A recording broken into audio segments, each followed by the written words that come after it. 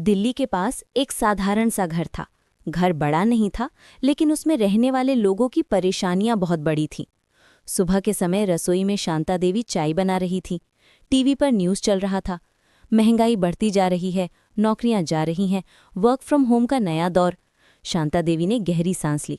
पता नहीं ये ज़माना कहाँ जा रहा है। फिर उनकी नज़र बहू अनन्या पर गई। अनन्या मोबाइल देख रही थी। बहू, फिर से मोबाइल? शांता देवी ने ताने में कहा। घर का काम दिखता नहीं, बस फोन। अनन्या चुप रही। वो जानती थी जवाब देने से रोज का झगड़ा और बढ़े जाएगा। घर की हालत। अनन्या की शादी को 3 साल हो चुके थे। उसका पति रोहन पहले एक कंपनी में नौकरी करता था, लेकिन पिछले साल कंपनी में छटनी हो गई। अब रोहन बेरोजगार था। रोज नौकरी ढूंढता, लेकिन हर जगह से एक ही जवाब मिलता, अभी वैकेंसी नहीं है। शाम को वो थका हुआ घर लौटता और चुपचाप बैठ जाता। अनन्या उसका दर्द समझती थी, लेकिन कुछ कहती नहीं थी। रात को उसने रोहन से कहा, चिंता मत करो, कुछ न कुछ हो जाएगा। रोहन ने हल्की सी मुस्कान दी, लेकिन आंखों में डर साफ दिख रहा था। सास और बहू की दूरी। शांता देवी को लगता था कि बहू घर की जिम्मेदारी नहीं समझती। पड़ोस में बैठकर वो कहती, आजकल की बहुएं बस रील्स बनाती हैं। अनन्या ये सब सुन लेती थी, पर कुछ बोलती नहीं थी। असल बात किसी को नहीं पता थी।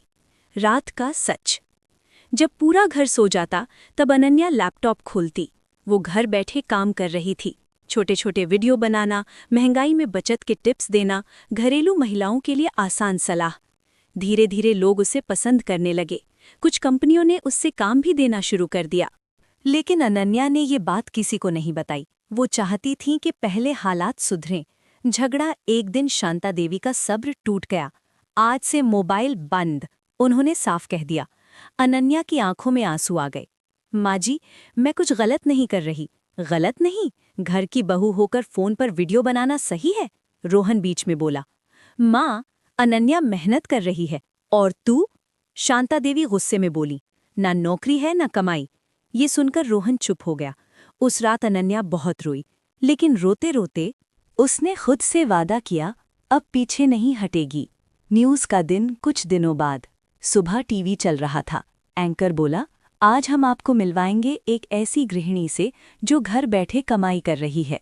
शांता देवी ने ध्यान से देखा। स्क्रीन पर अनन्या थी। वही घर, वही रसोई। नीचे लिखा था, महंगाई के समय में घर संभालने वाली बहू। शांता देवी को यकीन नहीं हुआ। सच सामने आया। ये सब क्या है? उन्होंने धीमी आवाज में पूछा। अनन्या बोली, माँ जी, जिस मोबाइल को आप बेकार समझती थी, वही आज घर का सहारा है। रोहन की आंखें भर आईं।